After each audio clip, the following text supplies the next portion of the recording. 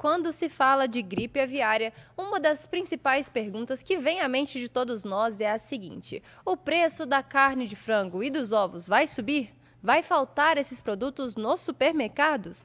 Para a gente falar desse assunto, vamos conversar agora com Ricardo Santin, presidente da Associação Brasileira de Proteína Animal. Ricardo, qual o impacto desse anúncio em Minas Gerais nas prateleiras dos supermercados? Bem, esse anúncio de Minas, ele não deve ter impacto nenhum. Essa doença não se transmite pelo consumo de carne e de ovos. Ela é uma doença que afeta somente as aves.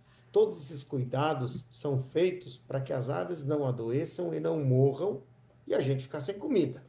Aliás, isso é no mundo inteiro, Milene. Hoje temos essa doença no Japão, na China, na União Europeia, nos Estados Unidos.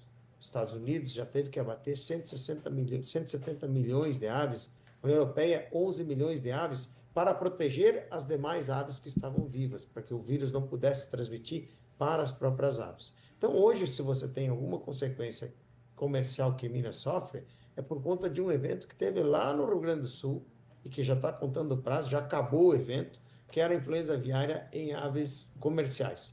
Esse caso de Minas é um cisne de pescoço negro, é uma ave silvestre, uma ave ornamental, uma silvestre de cativeiro. Ela não tem nenhuma propriedade de, digamos assim, não está dentro da regra da Organização Mundial de Saúde Animal, que manda fechar o comércio, se quiser, para melhores esclarecimentos. Então, para a consequência, hoje de preço, não há nenhuma consequência efetiva por conta desse caso de Minas, que ele é um caso, digamos assim, corriqueiro.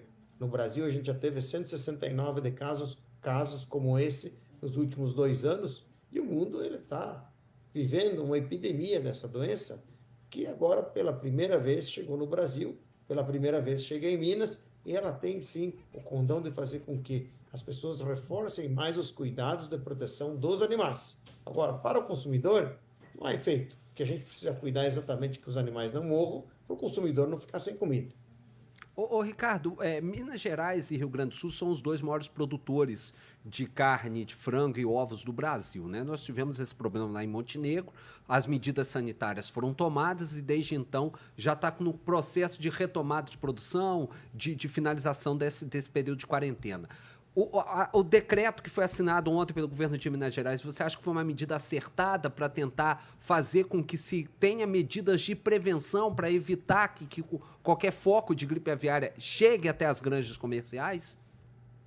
Sim, Matheus, olha, Minas e Rio Grande do Sul estão entre os maiores produtores do Brasil. Paraná é o que tem maior número de produção de aves, ovos. Minas desponta com uma grande produção, Rio Grande também, Santa Catarina. Mas o decreto que o governador Matheus assinou ontem, ele está muito mais voltado à burocracia da estatal para ter agilidade se precisar agir.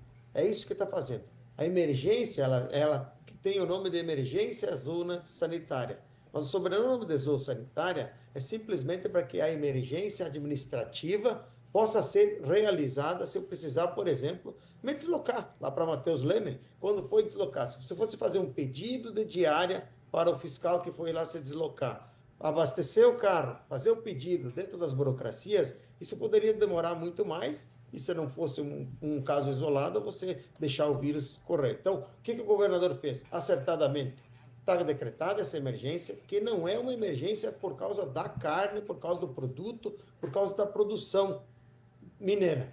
Ele é uma emergência para os efeitos administrativos, para que se eu tenho um caso, a resposta do governo estadual junto com o governo federal seja imediata.